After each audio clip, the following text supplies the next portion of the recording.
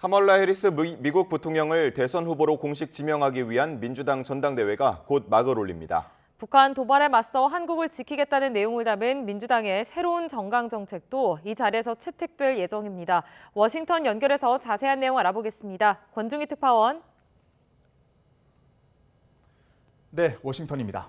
네, 지난달 미국 공화당 전당대회에 이어서 오늘부터는 민주당 전당대회가 시작되는 거죠. 그렇습니다. 민주당은 시카고에서 나흘 동안 전당대회를 치릅니다. 오늘 전당대회 무대는 조 바이든 대통령이 마지막 연사로 나서 해리스에게 힘을 실을 예정입니다. 자신의 재임 기간 성과를 내세우고 민주주의 수호와 중산층 강화 기조를 이어갈 적임자는 해리스라는 메시지를 내놓을 것으로 보입니다. 해리스 부통령 부부도 행사장에서 바이든 내외를 맞으며 이번 대선을 위한 결단과 지지에 고마움을 표시할 전망입니다. 해리스가 후보직을 넘겨받은 지 한 달 만에 각종 여론조사에서 경쟁력을 입증하고 있는 만큼 이번 전당대회 열기는 더욱 뜨거울 것으로 예상됩니다. 내일 전당대회에는 오바마 전 대통령이, 모레는 빌 클린턴 전 대통령이 무대에 오르고 해리스 부통령의 대선 후보 수락 연설은 마지막 날인 목요일 밤, 우리 시간으로는 금요일 오전으로 예정이 돼 있습니다. 네, 미국 최고 팝스타죠. 테일러 스위프트의 등장 가능성도 점쳐지고 있다고요? 네, 민주당 전당대회에는 존 레전드와 민디 켈링 등 여러 스타들도 참여합니다. 아직 공식적으로 이름을 올리진 않았지만 비욘세와 테일러 스위프트도 무대에 오를 수 있다는 관측이 나오고 있습니다. 특히 테일러 스위프트는 지난 2020년 대선 때 바이든 대통령을 지지해 큰 영향력을 발휘했던 인물인 만큼 이번에도 해리스 지지에 나설지 관심입니다.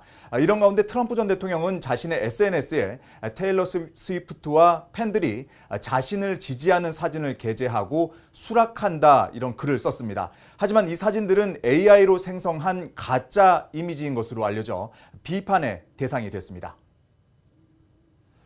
네, 오늘 전당대회에서는 한반도 정책 등을 포함해서 새 정강 정책도 채택할 예정이라고요.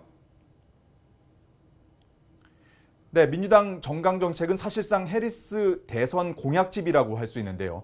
잠시 후에 대의원 투표를 통해 공식 채택할 예정입니다. 여기에는 트럼프가 북한 김정은에게 아첨하며 독재자와 러브레터를 주고받았지만 바이든 대통령은 역사적인 캠프 데이비드 3국 정상회의 등으로 동맹과 함께 북한 위협에 대응해왔다는 내용이 담겼습니다.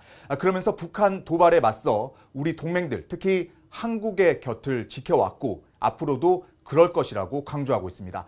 4년 전 정강 정책과 비교하면 북한을 비핵화시키겠다는 목표가 빠졌는데 북한이 대화에 나서지 않는 상황에서 좀 더 현실적으로 대북 억제에 집중한 것이라는 해석이 나오고 있습니다. 네, 전당대회가 열리는 시카고에서는 친팔레스타인 시위도 이어지고 있죠. 네, 수만 명의 시위대가 운집한 가운데 바이든 정부의 중동 정책에 항의하고 있습니다.